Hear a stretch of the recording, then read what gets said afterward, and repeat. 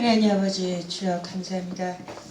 주님께서 연약한 자를 통해서 사용하시고 아버지 미련한 자를 통해서 주의 능력을 보여주신 하나님 아버지, 지혜가 없거든 하나님 앞에 구하라. 하나님께서 꾸짖지 아니하시고 하나님께서 지혜를 넉넉히 부어주신다고 약속의 말씀을 붙잡고 하나님 아버지 주여 주님께서 이 부족한 딸의 입술을 주장하여 주시옵기를 간절히 바라원합니다. 성령님께서 이 시간 주장하여 주시사 제가 입술을 열어 하나님 아버지 말씀을 하나님 아버지 선포할 때 성령님께서 하나님 아버지 듣는 자나 전하는 자 하나님 아버지 깨달음의 역사가 일어나기를 간절히 바라원할 때 주 예수 그리스도의 받들어 감사하며 기도드립니다. 할렐루야. 하나님 아버지 주여, 하나님 아버지, 제가 이제 오늘은 다니엘 하는데 제가 아버지 밥상교회에 오니까요 1년 6개월 지금 이제 넘었습니다. 근데 목사님께서 이렇게 이 처음에 왔는데 기도도 시키고 뭐 찬양도 하라 그러고 또 이렇게 여러 가지를 이제 마리아 전도사님을 통해서 기도 훈련도 시키고 그러는데 제가 제 속에 있는 부족한 거나 감추고 싶은 것은 아버지 밥상에 교회 오니까 자꾸 드러나게 되더라고요. 근데 왜 연약하고 병 있는 거 자랑하라 그러잖아요. 그래서 하나님 앞에 사람 앞에 연약한 게 드러났을 때 이것이 치유가 되면서 연약한 게 드러날 때 감추고 싶고 뒤로 숨고 싶고 보여주고 싶지 않지만 연약한 게 드러났을 때 연약한 것을 제가 인정하게 되고요. 인정하는 게 굉장히 싫고 아픕니다. 그렇지만 드러날 때 인정하게 되고 그 인정을 함으로써 하나님 앞에 자유롭게 되고 사람 앞에 자유롭게 되는 거를 제가 밥상교회에 와서 경험을 자주 해요. 그리고 밥상교회에 와서 어느 때는 도망가고 싶을 때가 있어요. 도망가고 싶을 때가 있는데 도망갈 데가 없다는 거를 제가 깨달았어요. 그래서 도망가고 싶을 때마다 도망갈 데가 없다는 거를 기억을 합니다. 그러면 도망갈 데가 없으면 어떻게 해요? 여기서 죽으나 사나 제가 뿌리를 내려야 되겠죠. 그러면 뿌리를 내릴 때 그때 성령께서 역사를 하십니다. 그래서 성령께서 터치하심을 밥상교에서 제가 이렇게 언제만 성령님의 터치하심을 제가 깨닫냐? 도망가고 싶을 때. 도망가고 싶을 때 제가 도망갈 데가 없다는 것을 깨달으면 성령님께서 그때 저를 터치하세요. 그러면 제가 다시 한번 힘을 얻습니다. 그래서 이 밥상교에서 힘들 때 성령께서 터치하심을 한 번씩 깨달을 때마다 힘을 얻고 제가 성장을 합니다. 그래서 엊그저께 다니엘을 하는데 제가 너무 좀 창피했어요. 창피하고 하나님께서 이렇게 부족한 사람도 쓰시는 거에 대한 감동도 또한 있었습니다. 그것은 제가 부족한 게 드러날 때 하나님께서 위로하심이 그것을 받습니다. 그래서 제가 부족할 때 숨지 말아야 되겠다. 내가 하나님 앞에 숨길 게 아무것도 없잖아요. 근데 왜 사람 앞에 창피해서 숨으려고 하는가? 사람 앞에 창피하고 숨으려 하는 것은 세탄마귀가 그것을 내 마음을 자꾸 뒤로 이렇게 후퇴하게 하고 내 마음을 감추고 싶어하는 사탄마귀는 속이는 자요 우리를 거짓으로 덮는 자라 했는데 내가 사람 앞에 숨고자 하는 것은 내가 거짓으로 덮는 거랑 비슷한 거라는 것을 제가 또다시 깨달았습니다.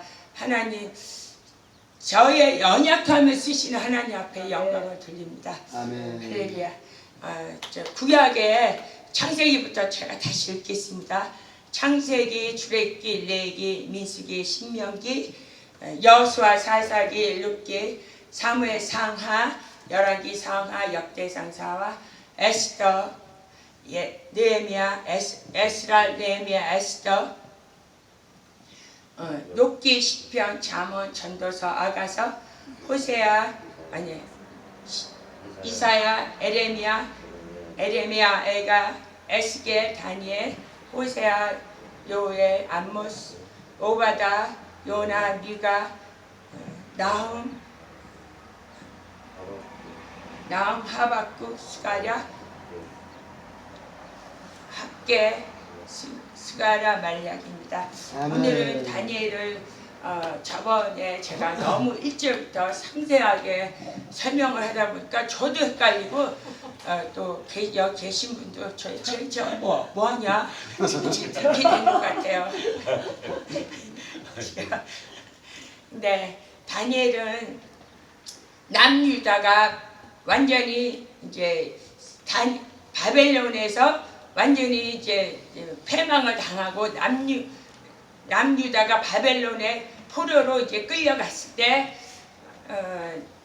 다니엘은 왕족으로서 끌려갔습니다. 근데 그 다니엘은 그 왕족이지만 하나님을 경외하는 신실한 청년이었어요.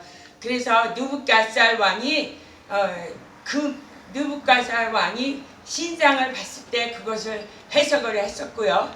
그 신상은 금과 은과 동과 철과 발가락은 이제 철과 흙으로 이렇게 발가락이 이렇게 된 신상을 해석을 한 다니엘, 그 느부갓살 왕을 섬겼으며, 그리고 또한 벨사살 왕을 또한 섬겼습니다. 벨사살 왕은 그 느부갓살 왕이 가지고 온 이스라엘에서 가져온 성전의 기물로 술을 마시다가 이 벽에 손가락이 나타나서 이렇게 쓰는데 그것을 해석한 사람 또한 다니엘입니다.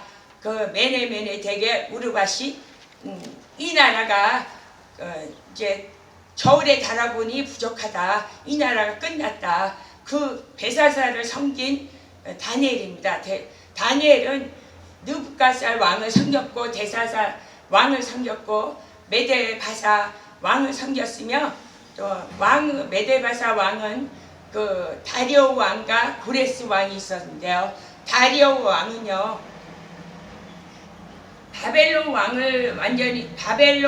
왕국을 무너뜨리고 일어난 왕이 둘째 나라인데, 그것은 은혜에 해당하는 둘째 나라 메데와 바사 페르시아 왕국인데, 그 왕국은 그 두 나라가 연합군이었어요. 그래가지고 메데 왕국이 먼저 다리오 왕이 3년을 통치를 하고, 그 다음에 그 연합군 총사령관인 고레스 왕이 그 둘째 왕이 됩니다. 그러니까 다니엘은 네 왕을 섬겼어요. 그러면 다니엘은 느부갓살 왕 때부터 총리였고 그 고레스 왕까지 총리였어요. 그러면 네 왕이 있는 동안 두 나라가 세워졌는데 그 두 나라의 총리로 있었습니다. 근데 다리오 왕 때 보니까 다리오 왕은 페르시안 왕인데 바벨론 그 나라를 무너뜨리고 세운 왕국인데 그 나라에서 총리가 되었습니다. 그렇지만 다니엘은 포로요. 또한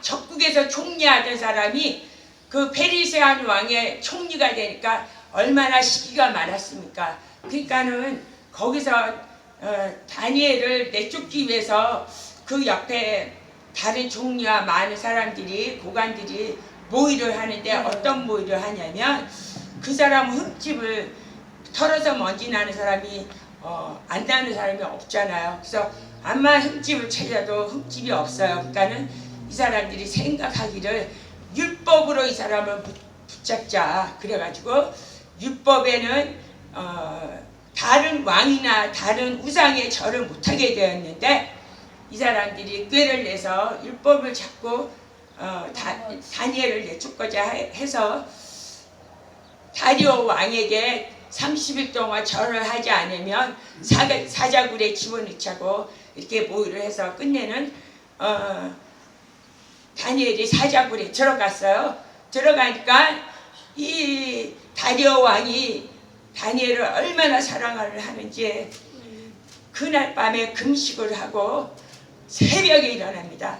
새벽에 일어나서 사자굴 앞에 쫓아가서 다니엘아, 너가 사랑하는 하나님이 너를 구원하지 않았느냐. 그러니까 다니엘이 내가 사랑하는 하나님께서 사자의 입을 막아서 나를 구원하였다고 이렇게 함으로 말미암아 다니엘이 사자굴에 나오고 그 모의를 한 사람들은 그 대신 사자굴에 들어갑니다. 들어가는데 그때 그 전에 벨사살 왕 때 다니엘이 환상을 보는데 내 짐승을 봐요.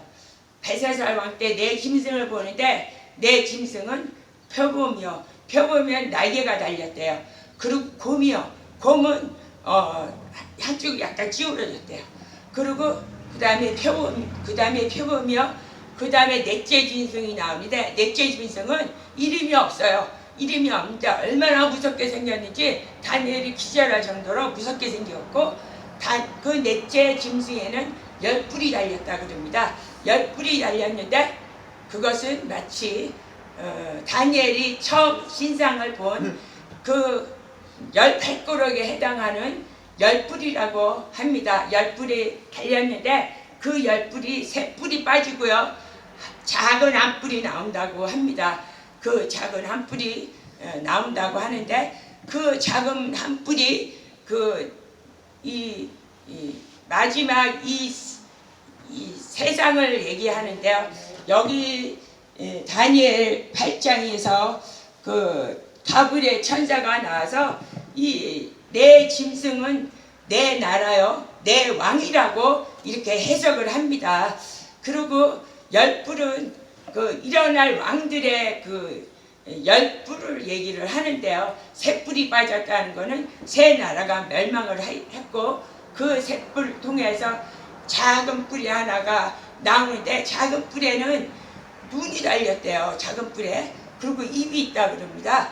그런데 그 입은 큰 말을 하고 하나님을 대적하는 말을 한다고 하는데 그 하나님을 대적하는 말을 하는 것은 즉 적 그리스도를 상징한다는 것이라고 말씀을 하시는데요. 그 10뿔은 그 다니엘이 처음 본 그 신상의 18꼬락을 얘기를 하는 건데요. 그 처음에 금을 바벨론이요, 둘째는 메데와 바사요, 셋째는 로마요, 셋째는 헬라요, 넷째는 로마인데 로마에서 나오는 10나라가 10뿔이며 18꼬락인데 그 18꼬락에서 한 작은 뿔이 나오는데 그것은 그 하나님을 대적하는 자요, 큰 입을 가진 자요, 큰 입을 가지고 하나님을 대적하는 자라고 말씀을 하십니다. 그런데 그 다니엘 8장에서 다니엘이 환상을 보는데 하나님 세마포 입은 자가 이 옷에는 황금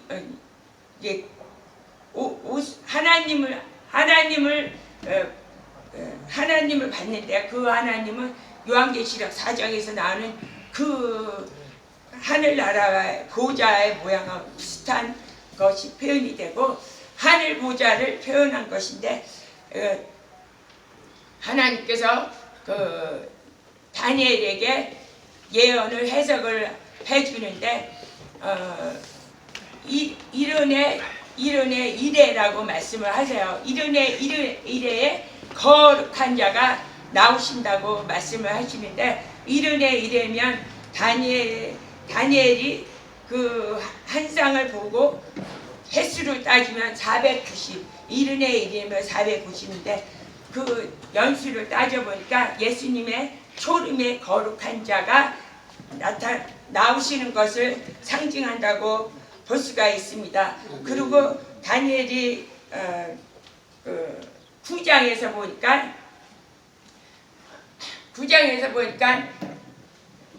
에레미야가 책에서 본 에레미야가 쓴 책을 보니까 연수를 깨달은 즉 70년이라 이렇게 말씀하셨잖아요. 그것을 보고 예루살렘이 회복되는 것을, 다시 돌아가는 것을 다니엘이 깨닫고 그때부터 금식하며 기도하고 하나님 앞에 자복하며 이스라엘 백성이 이제 포로 생활을 끝나고 예루살렘에 돌아갈 것을 깨닫고 그때부터 금식하며 기도를 합니다. 그러면 하나님께서 예언을 하셨잖아요. 에레미야를 통해서 너희가 바벨론을 통해서 포로로 70년 끌려갈 것이라고 예언을 하신 것을 다니엘이 나중에 깨닫고 기도를 합니다. 그러면 하나님께서 예언하시고 돌아가실 것이라고 얘기하는데 우리가 왜 그것을 책을 통해서 깨달아야 되며 왜 다니엘같이 기도를 해야 되는가?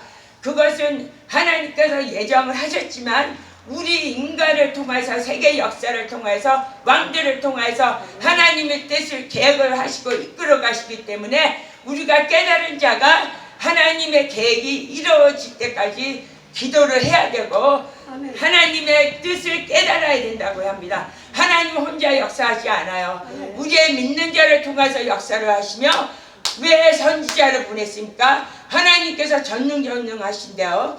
그러면 그대로 이끌고 가시면 되잖아요. 우리가 믿지 않았을 때는 하나님이 전능하신데 왜 우리에게 이렇게 고난을 주고 왜 하나님 뜻대로 하지 않냐고 이렇게 궁금해 하시는데요. 우리가 하나님께서 아담을 세우시고 지구를 세우시고 하나님의 계획과 모든 영역이 있지만 그것은 이 역사를 통해서 우리 믿는 자를 통해서 하나님 뜻이 이루어지기 때문에 다니엘같이 먼저 깨닫는 자가 이렇게 선포를 하면 밑에 있는 사람이 그것을 아멘하고 기도하고 같이 금식하며 같이 회개하며 우리 조상이 지은 죄, 내가 지은 죄, 내 이웃이 지은 죄를 같이 회개하며 같이 기도해야 된다고 이렇게 다니엘을 통해서 우리에게 보여주시는 줄 믿습니다. 그리고 다니엘 8장 9장에서는 이렇게 환상을 보여주시고 천사를 통해서 또 해석도 해주세요. 그렇지만 12장 제일 마지막 18장, 11장, 12장에서 계속 나오는데 뭐라고 나오냐면은 제사를 폐한다고 나와요. 제사를 폐한다고 계속 그것이 나오는데 그것은 적그리스도가 나왔을 때 우리가 예배를 못 드리고 또한 우리가 신앙생활을 할 때 어려움이 있다는 것을 예표를 하시며 적그리스도가 나서 하는 일이 뭐냐? 제사를 폐하는 일이라고 다니엘은 말씀하십니다. 즉 우리가 마음껏 예배할 수 있는 게 큰 축복인데 예배를 못하게 하는 것이 적그리스도가 하는 일이고 그렇지만 우리는 목사님께서 말씀하시겠지 성령의 입맞은 자는 하나님께서 끝까지 보호하시며 그리고 창세기에서 출애굽기에서도 마찬가지로 그 예수의 피를 바른 자는 이렇게 넘잖아요. 이렇게 유월이 되지 않습니까? 그와 마찬가지로 마지막 때도 성령의 인을 맞은 자는 사탄마귀가 이렇게 제사를 못 드리게 할지라도 우리가 코로나 때문에 많은 교회가 예배를 못 드렸지만 밥상교회는 쉬지 않고 예배를 드린 것처럼 우리가 이렇게 인 맞은 자는 하나님의 뜻을 깨달은 자는 하나님께서 예배할 수 있는 길을 열어주시는 줄 믿습니다. 그래서 이 다니엘을 통해서 계속 제사를 못 드리게 한다고 말씀을 합니다. 그리고 12장 11장에 보니까 마지막에 뭐라고 하냐면 다니엘에 보니까 멸명하여 가정한 것이 거룩한 곳에 서거든 이런 문장이 나오는데 그것은 마태복음 24장에서 똑같이 예수님께서 말씀하신 마지막 때를 예언한 거랑 똑같은 말씀을 하시는데 예수님께서 선지자 다니엘이 말한 바 멸망에 가증한 것이 거룩한 것이 선거든 너희들 유대에 있는 사람은 산으로 도망갈 것이요 유대에 있는 것은 주 믿는 자는 산으로 도망가 산은 즉 거룩한 산인 줄 믿습니다. 아멘. 우리가 유대에 믿는 자는 멸망에 가증한 것이 쓰거든 거룩한 것이 쓰거든 우리가 예수님 앞으로 도망가야 되는 줄 믿습니다. 거룩한 것으로 도망가야 되는 줄 믿습니다. 그리고 지붕에 있는 사람은 내려오지 말 것이요 우리가 지붕에 있다는 것은 모르는 하나님을 예배하고 하나님을 다 바라보고 있는 자들은 다시 세상으로 내려가지 말라는 말인 줄 믿습니다. 우리가 열심히 예수님을 따르지만 이 세상과 적들이 있어서는 제사를 못 드리게 할 것이며 믿는 자는 우는 사자같이 끌어내리라고 할 것인데 우리가 이 하나님을 바라보다 세상을 바라보지 말아야 되며 유대에 있는 사람은 거룩한 것으로 계속 도망가야 되는 줄 믿습니다. 다니엘을 통해서 우리가 그 마지막 때 믿는 자가 어떻게 해야 될 것이라는 것을 경고를 하는 줄 믿습니다. 다니엘은 포로로 끌려갔지만 느부갓네살 왕이 처음 15살이면 애기죠. 15살 그 경에 뜻을 정했다 그랬어요. 뜻을 정했다 그랬는데 다리오 왕 때 총리가 되었는데 그때도요 사자굴에 넣었잖아요. 사자굴에 넣었는데 다리오 왕 때는 벌써 고레스 왕이 나오기 전에 3년 전 얘기니까 다니엘이 한 15살 플러스 70%면 85세쯤 됐을 나이입니다. 그러면 할아버지예요. 지금 85세면 청년이라 그러지만요 2500년 전에 85세면 완전히 호할아버지예요. 그 사람이 사자굴에 들어갔습니다.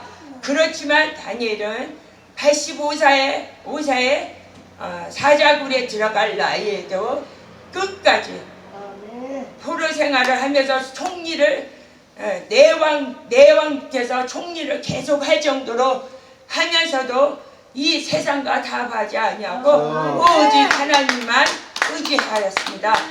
다니엘은 총리를 하면 얼마나 바빠요. 목사님이 우리 지금 30명 되는 이렇게 형제들을 우리를 이렇게 이끌고 나가는데요. 30명 형제들도 집에를 못 가고 있습니다. 그러면 총리면 한 나라의 총리며 한 나라의 총리입니까? 그때 세계를 제패한 큰 나라의 총리면 그렇게 할 일이 많을 텐데도 하루에 3번씩 기도했다 그럽니다. 다니엘은요 85세 때도 금식을 하시고 403번씩 기도를 하시며 그 사자굴에 들어갈 것을 알면서도 이렇게 기도를 3번씩 했다 그래요. 다리오 왕이 인을 쳤다 그러잖아요. 다리오 왕에게 절을 하지 아니하면 사자굴에 들어가는 것을 인을 쳤다 그러는데 이 사탄마귀가 인을 쳐도 사자굴에 들어갑니다. 성령을 받은 우리는 하나님의 인을 쳤기 때문에 하나님께서 끝날까지 우리를 지켜주시는 믿습니다. 우리가 연약하고 부족합니다. 제가 신앙생활 할 때마다 제가 생각해도 너무 창피할 때가 많아요. 그렇지만 사탄마귀는 야, 너 어떻게 이렇게 부족하고 창피하게 그렇게 신앙생활하냐 끌어내릴 때가 너무나 많이 있습니다. 그럴 때마다 우리가 기죽지 아니하고 우리는 입맞은 자요 하나님께서 사랑하는 자요 우리를 자녀 삼은 자요 하나님께서 우리를 형제라 한 자라고 이렇게 날마다 우리에게 위로를 주심으로 우리가 힘을 얻고 신앙생활 해야 될 줄 믿습니다. 아멘. 감사합니다.